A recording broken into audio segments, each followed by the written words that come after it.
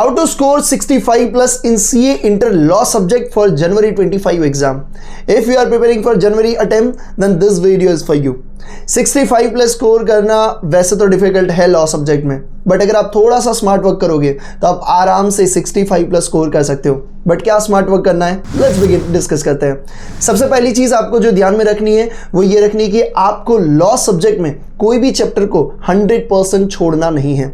कई सारे स्टूडेंट्स मैंने देखे कि भैया ये चैप्टर 2 अटेम्प्ट से नहीं पूछा गया या नहीं पूछ रहे, सिर्फ एक ही क्वेश्चन पूछ रहे, भैया क्या इसको मैं ऑप्शन में छोड़ दूं क्या? मैं कहूँगा नहीं यार, ये ICI और ICI की एग्जाम में कब कौन सा चैप्टर कितने मार्क्स का पूछा जाए वो कोई नहीं बता सकता। तो ये चीज़ आपको ध्यान में रखना बहुत ज़रूरी है कि आप कोई भी चैप्टर को 100% छोड़ोगे नहीं। ऊपर से तो ऊपर से, थोड़ा बहुत तो थोड़ा बहुत, बट आपको आना तो चाहिए, ठीक है। सेकेंड थिंग, अब कुछ छोड़ना तो नहीं है, बट टाइम कहाँ पे ज़्यादा लगाएं? मोस्ट इंपोर्टेंट सेक्शंस के ऊपर। लॉ के जितने भी मोस्ट इंपोर्टेंट सेक्शंस है जो जनवरी 25 के लिए, ठीक है, हर अटेम्प्ट के लिए इस इंपोर्टेंट सेक्शंस का लिस्ट चेंज होता है भाई, ठीक है। जो सितंबर में पूछे जाने के चांसेस थे वही जनवरी में पूछे जाने के चांसेस नहीं होते हैं। तो लास्ट के 10 अटेम्प्ट्स को एनालिसिस करके आप उन सेक्शंस को हाईलाइट करिए और उन्हीं सेक्शंस पे आपको ज़्यादा फोकस करना है। अब आप कहोगे कि भैया वो सेक्शंस कौन सी है, हमको तो पता नहीं है। मैं कहूँगा सेक्शंस को आप छोड़ दीजिए, आप सीधा फोकस करिए 100 most important questions and answers के लिस्ट के ऊपर। ये क्वेश्चंस एंड आंसर्स में से आप एक्सपेक्ट कर सकते हो अराउंड 70 मार्क्स का पेपर, और ये हम नहीं, हमारे स्टूडेंट के रिव्यूज़ बोलते हैं। आप देखोगे कि 1000 प्लस स्टूडेंट्स ने हमें रिव्यू किया हुआ है लास्ट के इतने अटेम्प्ट्स में जो इंपॉर्टेंट क्वेश्चंस को सॉल्व करके एग्जाम को क्लियर कर रहे हैं। तो ये क्वेश्चंस की लिंक आपको कमेंट डिस्क्रिप्शन बॉक्स में मिल जाएगी। जैसे ही आप क्लिक करोगे आपको इमीडिएट एक्सेस मिल जाएगा हमारी मोबाइल एप्लीकेशन एंड वेबसाइट के ऊपर। आप अनलिमिटेड टाइम डिवाइस चेंज कर सकते हो, अनलिमिटेड टाइम व्यूज़ कर सकते हो, और आपको बस इस एग्जाम को क्लियर करना है और इन क्वेश्चंस को पढ़ना है।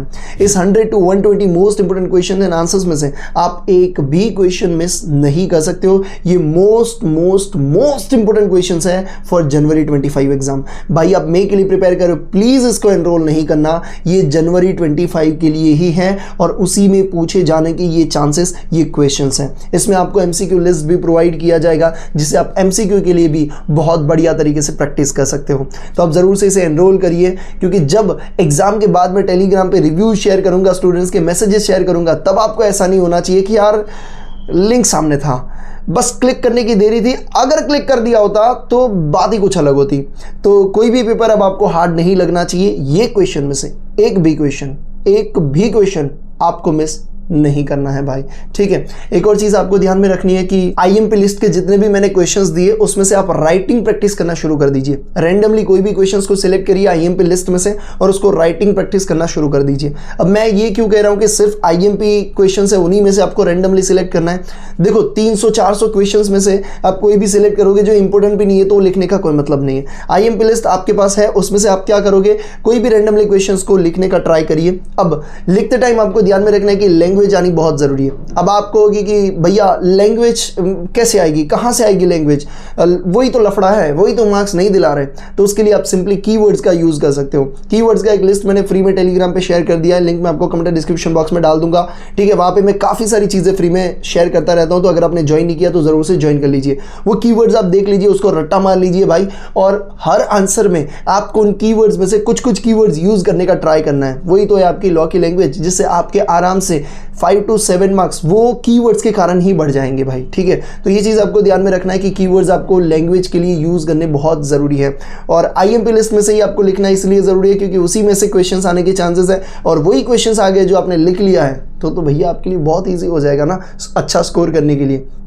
तो ये कुछ चीज़ें आपको ध्यान में रखनी है कि आपको लॉ सब्जेक्ट के लिए सबसे पहले तो कोई भी चैप्टर पूरा नहीं छोड़ना है, इंपॉर्टेंट सेक्शंस पे आपको फोकस करना है। अगर मैं कहूँ कि आपको 100 most important question and answers की लिस्ट है जिसमें से आप एक्सपेक्ट कर सकते हो अराउंड 70 मार्क्स का पेपर, तो उसी को आपको पढ़ना है and that's enough to clear your exam, ठीक है।